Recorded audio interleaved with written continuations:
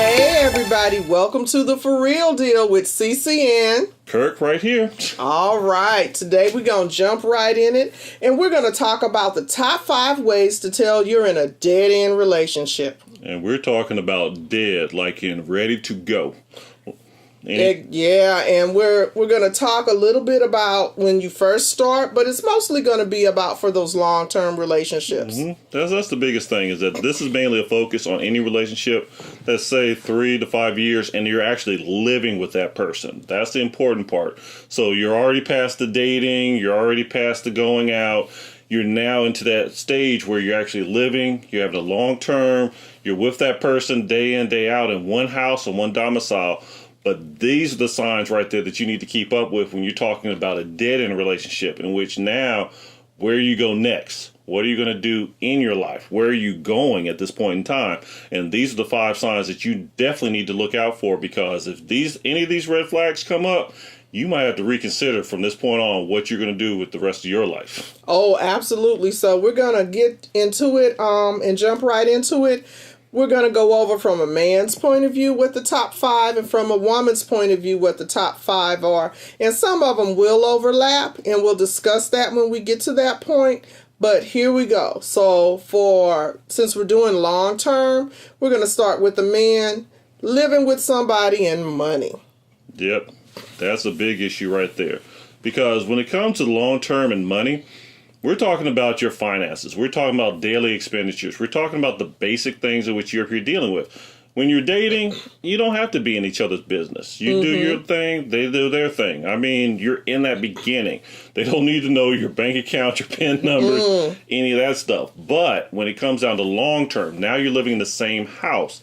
Now you have shared responsibilities. You have things in which you have to go ahead and look out for. You know, nothing as serious as your pension or your 401k, but we're talking about healthcare and insurance and stuff like that, in which who's really paying for what?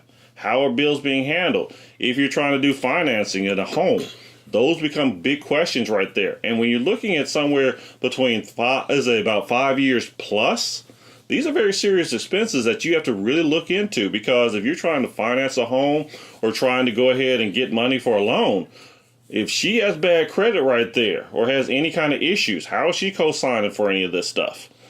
And that's the big thing. And then even on the fact that when it comes down to a guy right there, for y'all women, you know, is he really trying to share any of the responsibilities in which he has? Because that's a big sign that he's not really trying to stay in that relationship. Because if he doesn't want to give you any cash and y'all been together for so long, or he's still asking the same questions about what are you doing with my money? Oh, yeah, actually, and there's no problem with a guy asking, well, how are you spending this if you both are talking about it together? But it comes down to access. He's working, he's getting paid, and you've never seen a paycheck stub. He's working, he's getting paid. You don't know how much money is going into his bank account, whether it's going up or down. And you're not sharing any information about finances. So then what are you doing? If he turns around and say, you make more money than him, but he's telling you, oh, okay, I'm a little short this week, I need you to catch that. But you have no proof of what he's earning. Like I said, he's got his paycheck stubs in his desk back at work. He knows his account number. You don't see anything. Y'all don't even have a joint account to help pay the bills. But then he's just telling you, yeah, catch that, do this. And you have no idea how much money he's making, what he's spending it on. Is he even making major purchases and not telling you about it till after the fact? Yeah, and this works on the flip side. Everything what she said, and you're a guy, and you're wondering what your woman's doing. And what's happening is that you're living in the same household. You're sharing the same responsibilities. When those lights start to go out, when they start to come pick up your car at 3 o'clock in the morning, when they go ahead and start talking about rent, this is something in which you have to really start looking into, because this is a joint responsibility. Y'all are in the same house. Y'all have been together for years. These are simple things in which you should have knocked out a long time ago right there. Yeah. And it would have made life a lot easier. Plus with the fact that when you look into the future of your relationship, you know, all of a sudden, you know, he gets better money, or she gets better money. All of a sudden they start getting ideas about, hey, maybe I don't need to be in this relationship anymore. I mean, I picked you up when I was broke and you were good for that purpose, but now I got some money in my pocket. And you have always been uninvolved in that part. You haven't been a part of it. You haven't been in any conversations. And the next thing you know, you come home. All of a sudden, everything's gone. Oh, yeah, because now he wants to upgrade or she wants to upgrade herself. But see, the thing is, the biggest factor that couples fight over is about money. And you always have to be talking about it so that both of you can be on the same page. And if you're not on the same page, then what are you doing? What are your plans for the future, and what are you doing with your money? You taking a separate vacation from me. You just got your income tax refund and you're going to go buy a car. But hold up. You didn't talk to me about it first. And here you come rolling up in a new vehicle. Exactly. And as I said before, in a new relationship, you don't have to have all that information. You don't have to have all that knowledge. But that's because it's still new. It's still fresh. And there's still a lot of things in which, you don't know.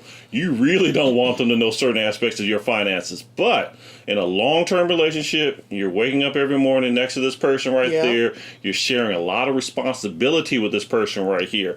These are things that you need to go ahead, get clear, get understood. And if you start seeing signs in which all of a sudden accounts start popping up, but you don't know anything about it. Cards showing up and you don't know anything about the bills that are owed on to it. Or excuses about cash, always. Then you might really need to start thinking about the relationship in a whole. Oh, absolutely. And one last thing on money. Say if he's the major breadwinner, but about once every 3 months, she's telling you, okay, the mortgage is behind. The lights are getting turned off. Like you said, I need that money. But hold up, you just gave her X amount, more than enough to cover that. But now it's past due again. What is she doing with that money?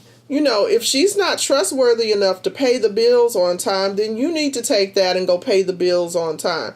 Take the reins early because, see, number one, if you trusting her with the money and she ain't spending it on what she's supposed to, then you need to take the reins and go handle that. That's it, exactly. And that's the biggest thing about why you want that decision to be handled first and foremost, and that's why we go ahead and have that as our number one. What's our number two? Our number two is marriage, the marriage talk. And this hit both of our lists. We both is in our top 5. If you're in a relationship and you've been living with somebody for, say, 5 to 7 years, and you go, well, babe, I'm ready to get married. When we gonna do this? And his response is, I ain't getting married. I ain't never getting married. Run. And he's done told you this a million times. You have 2 different ideas on marriage, or he gets upset and turns it into an argument. And that's the biggest part, too, is that marriage, it isn't just about going ahead and saying, oh, jumping the broom, oh, I'm just being hitched. It's a commitment. It's a commitment in which you're sharing your life. On the flip side, and being grown about it, it's also about legal responsibilities, about where your relationship is now heading. If there's anything that happens to you or your spouse right there, now you know how things are going to be divided, how things are going to be handled, what type of responsibilities in which y'all are going to have legally, especially if you have children or you have properties or you have anything. That's why marriage is so important. I know that we live in an age in which people think that marriage is dead or they don't really care about it, but that's only because they go through the frustration of long-term relationships in which they're playing boyfriend and girlfriend for years and not understanding that as soon as you go ahead, trip and fall, break your back, who has legal responsibility for you? Exactly, and that legal responsibility and that financial responsibility to the other person takes on new meaning in a marriage. There are even some laws on the books in certain states about common law marriage. A lot of people don't know about. If you live with a person for a certain number of years, you are therefore common law married. And so when you go to break up or the person is old and sick, then you have a responsibility to that person. And that's it too. I mean, that's the biggest thing is that, people think too much on the fact of marriage and just the whole gala event of it or the commitment or the ball and chain. But it's a lot more than that. It's about the responsibility to the other person. Exactly. It is a lot of that. And then you mentioned before kids. It's a huge thing that's very important when you're in a long-term relationship if one person wants kids and the other person doesn't.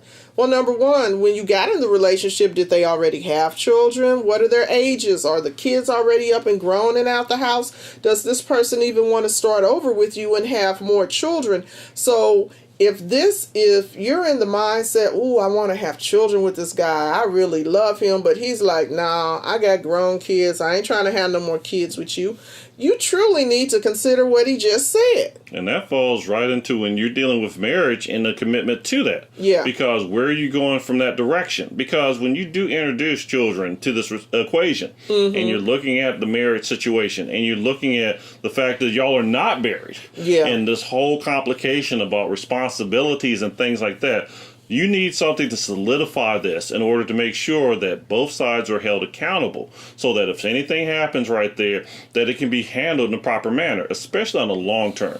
Again, I can never stress this enough that when you're dealing with a long-term relationship, this is something for the rest of your life that you got to really start dealing with. And if you got kids and you're not married and you have complications with this, where's your footing? It's easy now because we have so many issues in which people don't get married and they have kids and they think that it's the new norm. But to a point, it's not, because then you have problems in which support, child support, property, all kinds of financial issues right there, and that they compound things to such a level that it makes things even more complicated by just going ahead, getting the marriage through. And I understand some people, they just don't have it in them to be married. But then again, if one side believes in it, the other side doesn't, then you're stuck in a real dead-end situation, and you might definitely have to reevaluate what you're going through. And then on that, we go to the third thing, in which falls back onto the discussion we had with kids earlier right there. And that's respect. And with respect in children, like you said, when you're dealing with that legal issue, if something happens to one parent and you're not married, then the family of the mother, say, can come in and take the children, and the father has no legal standing and no footing, and you're like, whoa, what just happened? And then you're talking about if you're in a long-term relationship and you're going to show respect to one another, that's one of the things you will do. You will take care of that legally. And plus, another side of respect is if you're in that person's face and you're talking about them negatively from jump, or they say something, oh, you ain't good at this, you can't cook, or he's flirting in your face and he acts like you're not even there. The kids are there watching all of this. And they're learning this as normal. They're thinking this is normal. This is how a relationship is supposed to be. So, you have to remember that you model respect to each other, and you're also modeling it as an example to your children. And the biggest thing, too, about respect is that these are basically dealing with complacency issues, in which when you get into a long-term relationship and you start to become normal about it, where you start to take advantage of it. Now, all of a sudden, you got the underwear in the living room. Now you got, the doors that's not closed. Now you got the toilet seat that's open.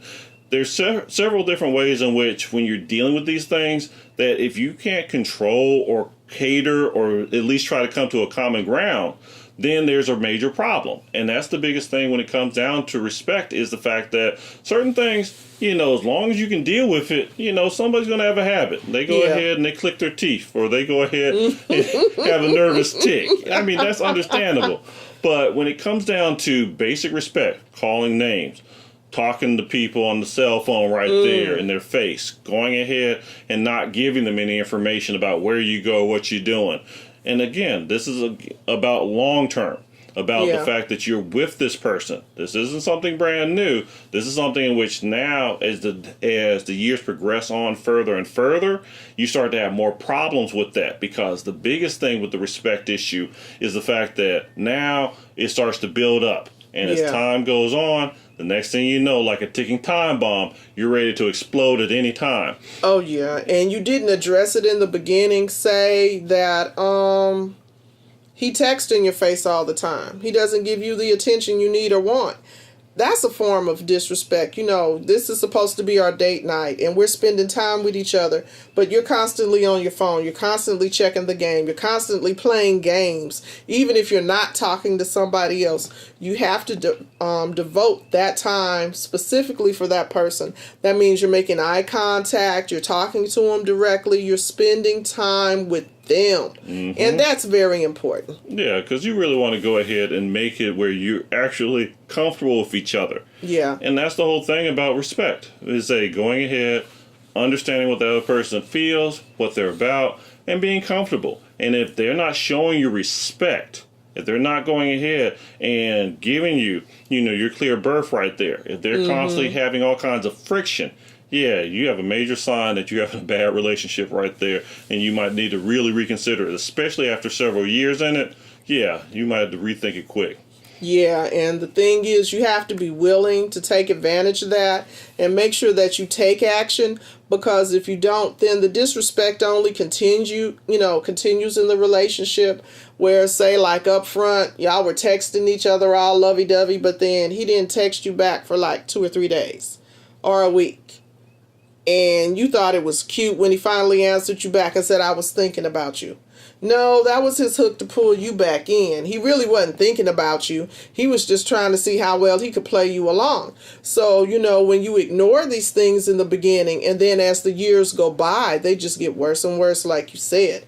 And then there's another topic we got to talk about, too, that a lot of people don't discuss. Sex. Yep, that's number 4 on our list right there. And that's the most important thing that people overlook. Because, one of those topics no one wants to bring up, but has a major weight on a relationship because of the fact that leads to cheating and infidelity and all kinds of other issues, in which makes and creates huge friction. Yeah. And a lot of people, again, it's the tit for tat, so they go ahead and cheat, and it's all right for me to cheat. No, it doesn't. It doesn't work out like that, because first of all, we live in a day in which, things can fall off if you get exposed to the wrong stuff. And there's some medications out there that will not cure it. So you're having to take medicine for the rest of your life because someone went out and slept with somebody else and then came home back to you and all this unprotected sex, which isn't good. You should always be safe about sex. You should always move to protect yourself.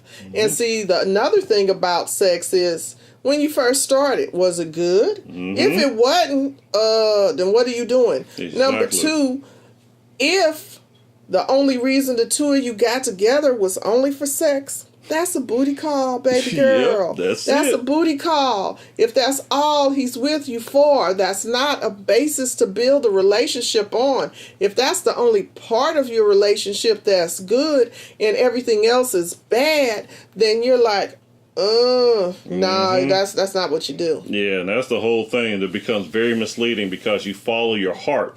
You're following that passion. You're following that lust. And then all of a sudden, the thrill is gone. Yes. And that's it. And then all of a sudden, you appear waking up and you're saying, what am I next to? Yeah. And this is 3 years later, 5 years later right here, in which now your mind starts to wonder about other things that you could have been doing and other people.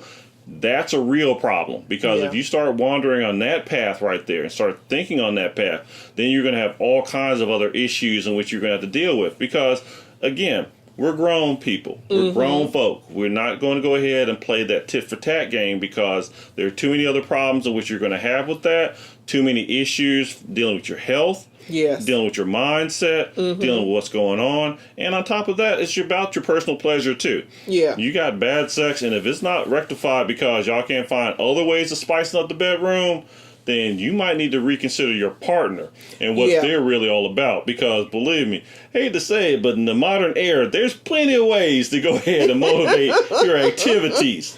If you don't believe me, go on the internet right there and type in those 3 little letters and see what pops up. But if you can't go ahead and get that excitement, that thrill that you had before, then you really do need to look into your relationship, see what's really going on with it, see what's really happening. Because, again, if it's just lust speaking, it's going to die. The lust is going to die. The infatuation is going to wear off. And then you got to sit down and look at, what do you have left? And the thing is, if that is the problem area, and he's not willing to do anything different to help make it better or anything different to satisfy you, he's not willing to try any of that. You have to look at this as, okay, then you're not trying to do anything to help our relationship. And that's the big one right there. And then we go ahead to the fifth and last one right there, and that's dealing with children. Yeah. And the fact of what a person wants in a relationship as far as kids.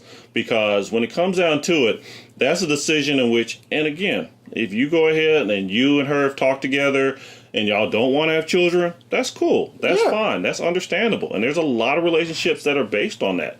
But then you deal with the fact that she wants kids and you don't. Or you want kids and she don't.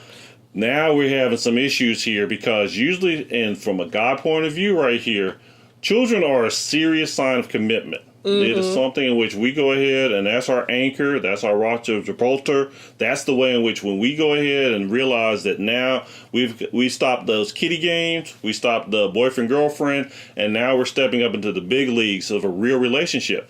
And for a guy that wants to go ahead and turn that down, you know, maybe he's not really committed to you, or maybe he's not into you. And again, as I say, if you made it clear, both of y'all, on the same note that you don't want to have children, that's one thing. Yeah. But if you want to have kids and he's saying no, believe me, you're going to have a hard time going ahead and convincing him. Yeah, and then the flip side of that is you're in the relationship and then you come up pregnant and he gets mad. Well, how did this happen? First of all, you weren't doing anything to stop her from getting pregnant, like using condoms. Yep. You didn't have a vasectomy, which some men do, but you're still playing and getting it in, so you're going to do what you, and she gets pregnant. Well, you didn't do anything to prevent it. And now you're mad because she's pregnant, but you weren't mad all them times. You were out there having sex with her.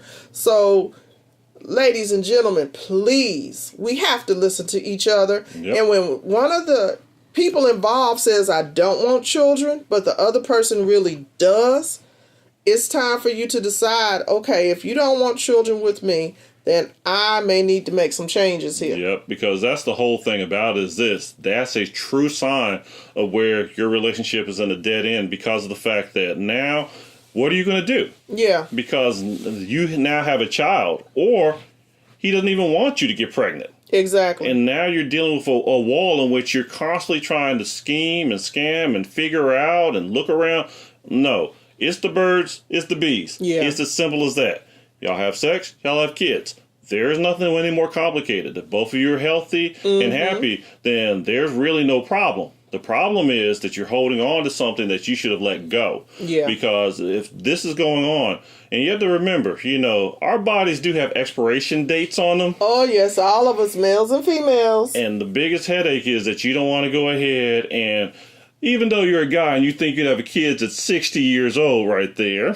But man, I do have to talk to you on this. Just because you can be 60 and get a female pregnant, you have to think of the health of your body and what you're introducing to that woman to help create that child. How healthy is your donation in the process? When you want a healthy child, you want both of you to be healthy and on the same page. And that's the thing about it too is this. And also, who wants to be in their 80s when they're seeing their kids off to college right there? I mean, that's the truth of the matter. I mean, you know, maybe you're as a virile man. Maybe you can go ahead and do something. But on the flip side behind that, though, it still goes on to the fact that as you get older right there are different changes and different responsibilities on it. And you don't want to prolong this. And that's the biggest headache, especially with having children and adding it to the equation. Because now you're going to have a new problem on your hands, because if you don't want to get married and you don't want to commit to a serious relationship, now you have a child stuck in the middle of this mess right here. Exactly, and that's one of the worst things you can do, because you want your children to feel loved at all times by both parents, and you don't want to have a child with somebody who doesn't want that child, because I guarantee you children know. They can tell when somebody doesn't love them. And when you're pushing them to the side, you ain't got time, you always busy, that child is going to feel unwanted and unloved. And as a parent and being responsible, you need to make sure you're bringing a child into a loving and happy and stable relationship. Yeah, and that's the most important thing, especially when you're dealing with a long-term relationship in which you want to have at least a good foundation to work from right there.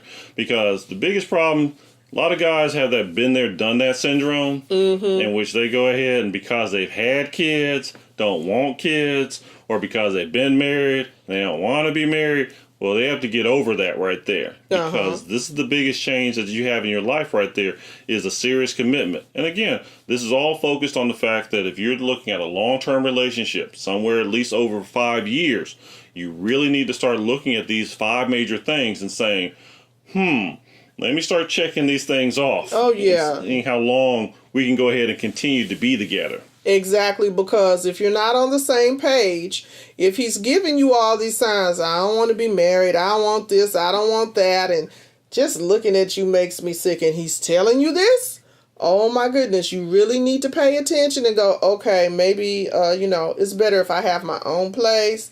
Since we already got stuff separate right now, I need to go on and take the next step and go on and step back out there and take care of me. Yeah, it may hurt. You've been in it for a while, but if your relationship is going nowhere, it's better to go ahead and go on and end it because it's already dead. Yep, sever those ties, because, all you're going to do is build strife for yourself in the future, because you're going to live with regret. You're going to constantly ask yourself, could I have found any better? Could I have done any better? Well, obviously, yes. Yeah. You could have did a lot better, but instead, you stuck it out for 5, 10, 15 years? Yeah, and you just settled. You settled for what you had instead of believing in yourself that you could do better and that you could have gotten better out there, because I guarantee you there are always more fish in the sea. Oh, plenty of them right there. And that's the most important thing to keep in mind right here. But again, also, we want to hear from you as well. Absolutely. Tell us your top 5 signs of a dead-end relationship. Leave us your comments below. And, we want to know what you think. Exactly, because, you might have a different idea of what we're talking about, or have a different order in which we place it in. But give us your feedback right there. Definitely. This is CCN. Kirk right here. From the For Real Deal. Thank you for listening in. All righty. And you, peace and love.